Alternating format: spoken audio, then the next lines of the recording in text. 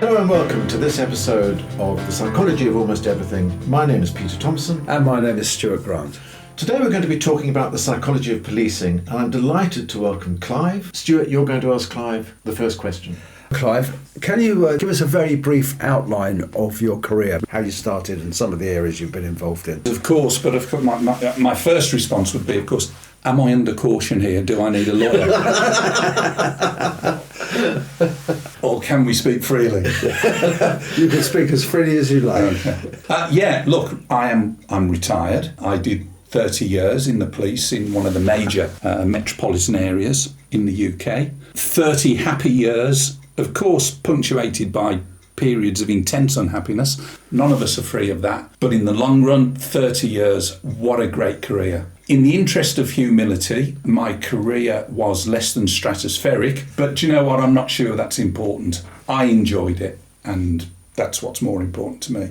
Got a lot out of it, and I'd like to think I put a lot in. Can you tell us what first motivated you to become a policeman? Yeah, actually, it was football. It was nothing to do with work. In fact, it was more to do with not working. So when I was a youngster, I played football at quite a high standard. Never good enough to be professional. But in those days, we're talking about the mid-70s, football and rugby, they were religions in the police at a national level. So anybody who showed any promise as a footballer, if you couldn't make it professional, the police would take you in. And I actually joined because it was a bit like being a paid semi-professional footballer. So I spent more time training and playing than I actually did working for my first couple of years during my probationary period. So that was it. The bonus is I actually learned as time went on that I enjoyed the job. So you're telling us that you went into the police as a footballer? I went into the police as a footballer. Absolutely. Excellent. Absolutely, and loved it. And played with some ex-professionals. I mean, there were guys in those days, again, the mid-70s, these guys were not on the money that they are now. And if their playing life came to an end in the late 20s or the 30, either because of injury or just because they slowed down, they got to go out and get a job. And, a lot of professional footballers ended up in the police. But Clive, tell us a bit then about the selection process. Was the first question, what position do you play? I mean, no, seriously, what was the selection process? Did you go to Hendon? That's a famous police college, isn't it? I did go to Hendon a couple of times during my career, but my basic training was at a place called Ryton, which was one of the national training centres. So recruits from all forces within a region went there. Ryton was and is a former Second World War refugee camp. And when I was there in the mid-70s, we, the men, actually lived and slept in the old Nissan huts. Yeah. They were there. They had built new accommodation for the females, which was luxury compared to ours. There was a military parade ground. It was a quasi-military training process. 10 weeks of, square bashing, being abused, being hit, trying to work out whether you were... The right stuff. The right stuff. Well said. The right stuff. In other words, 10 weeks of goading you to see whether you would respond adversely or not. But of course, as well, a lot of the legal training. I'm thinking of younger listeners who might be considering the police as a career. Now, what then was the assessment or the recruitment process? Did you have a kind of assessment centre panel or interview? Or? No, so the recruitment process, Peter, was number one, physical check, because there were, and there still are, some physical requirements. Right. Then there was an interview process, a couple of interviews. I don't remember them being challenging. The first question was not what position do you play, but of course, at that time, again, the mid-70s, recruitment was a problem for the police. The pay was not great. Hey, the UK economy wasn't in a great place in the 70s. Mm-hmm. So, I think if you could spell your name and sign it, you were in, and you hadn't got criminal convictions. It wasn't difficult. And I'm not being negative about the process or about the police as a career. It was great, but it wasn't difficult to get in. So I left school at 18. I did A-levels. I'd made my mind up I wasn't going to university, or rather my parents had made their minds up that I wasn't going to university. And as I say, the football and the police, there it was. I left school on Friday and started my basic training on Monday, literally. I had a weekend off. And how long? At 18 and a few days, I was at Brighton being abused and shouted at. I don't think I'd even started shaving. Can we move you on a little bit? So you do 10 weeks at Brighton, and then presumably you're on some kind of probationary period. Absolutely, yeah. And is that when you start working from a police station? Yes, yeah. You're posted straight away. You're in uniform at this point. In uniform, yeah. And I went to the city centre, which was a great posting. The reason I went to the city centre was this. Again, we're talking about the mid-70s.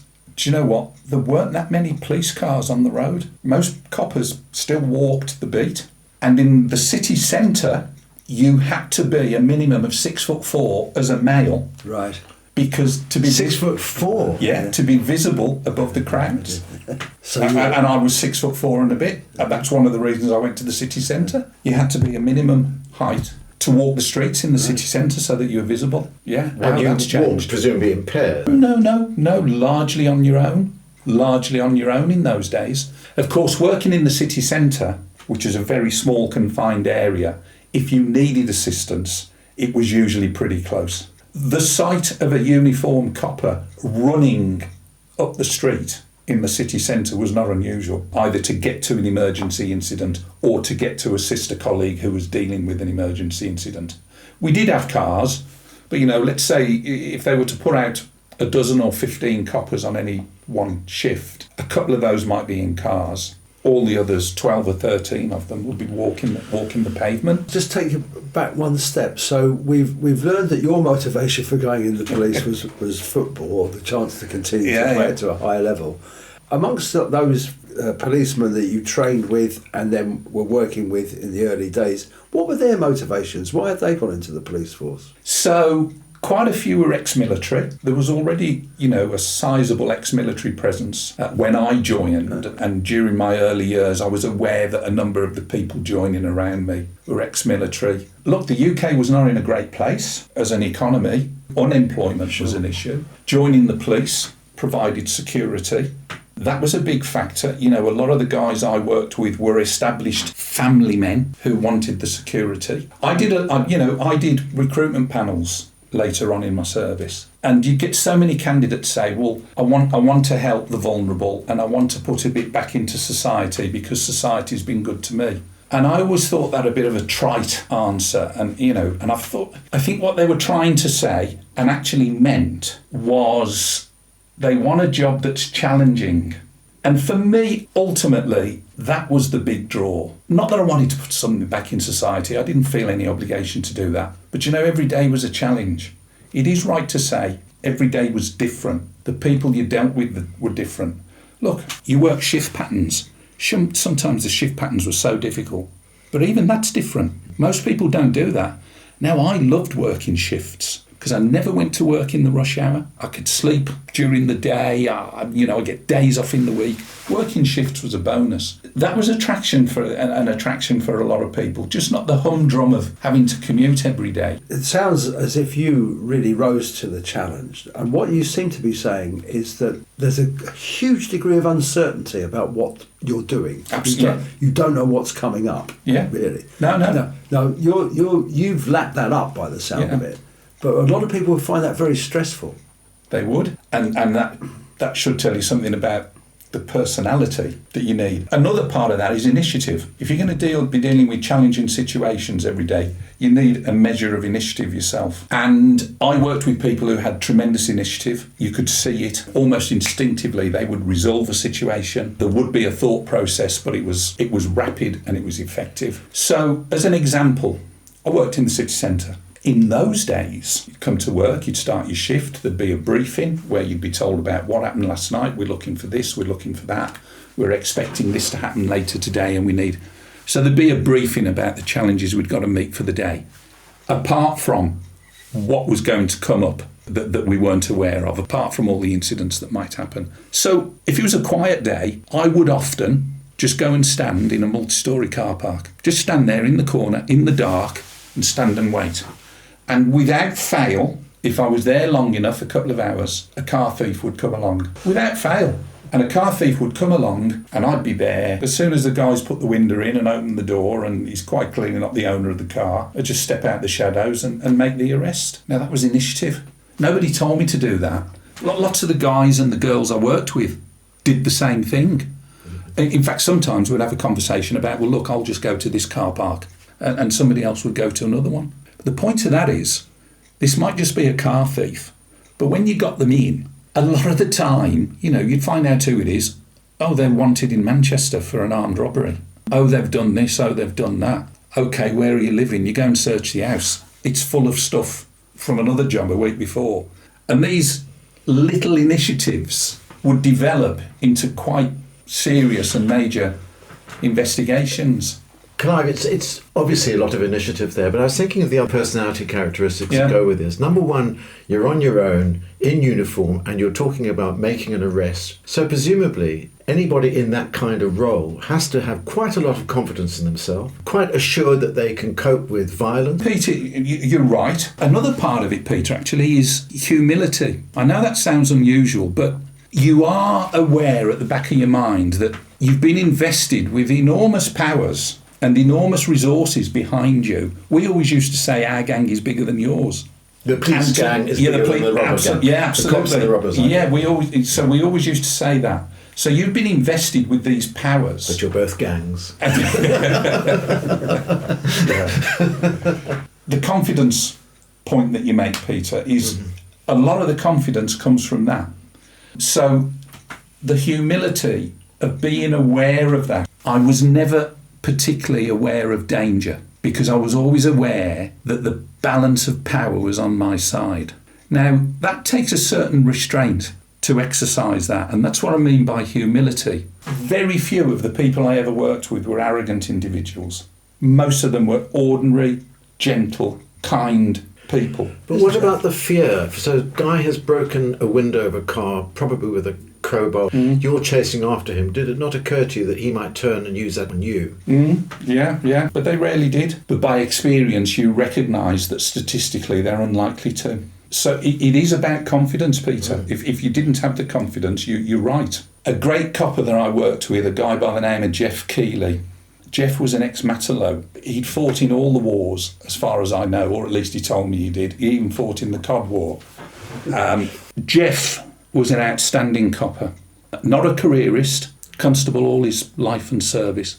And I remember very early on Jeff saying to me, what you've got to remember is there's a bit of the villain in every good copper because it gives you the edge. I remember Jeff saying that, and then watching and learning from Jeff as a youngster. Jeff was a villain. He thought like a villain. There'd be a report of a burglary at a factory and half a dozen of us would get there either on foot or by car. Most of them would swarm to the building. Not Jeff. Jeff would be 200 yards back having the wide view. Jeff would be looking at the building from the distance. He didn't need to be in the building. He was working on the basis that, well, the villains might have gone, but if they haven't gone, I'm going to get them coming out. I'm not going to go in there. I mean, Jeff was just, he was instinctively good, and he was a lovely man. But he thought like a villain. He thought like a villain. Clive, I'm getting the feeling that when you were in uniform, what really interested you about policing was actually catching villains. You like the kind of crime side of things rather than the other things policemen do. Yeah. Is that what led you to become a detective? It is, absolutely. Right. It is. Let me take you back then. Just Absolutely. Tell us how long you were on the beat and how you became a detective. So 2 years probation, and you pass your probationary period. And because I and several of the guys I worked with had developed a reputation for being what we used to call a thief taker, I was put on a plain clothes team, and it was our job just to have a discreet undercover presence in the city centre to deal with car thieves, drug dealers, just the raft of crime that goes on. I did that for 2 years, and that was a successful period for me. And so with 4 years service, I was transferred to the CID. I didn't ask or apply for it. It was offered to me, and that was it then. That was the rest of my career.